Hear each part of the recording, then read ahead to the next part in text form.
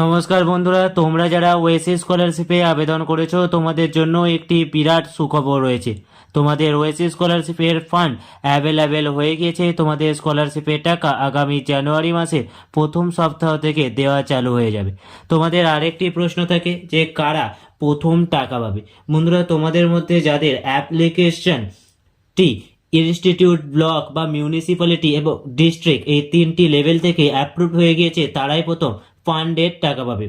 স্কলারশিপের last date কবে, এ প্রশ্নের উত্তরে বন্ধুরা পোর্টালে এখনো কোনো রকম তথ্য দেওয়া হয়নি। তবে গত বছরের অভিজ্ঞতা থেকে বলা যায় আগামী জানুয়ারি, ফেব্রুয়ারি এবং মার্চ মাস পর্যন্ত তোমাদের স্কলারশিপের আবেদন চলবে।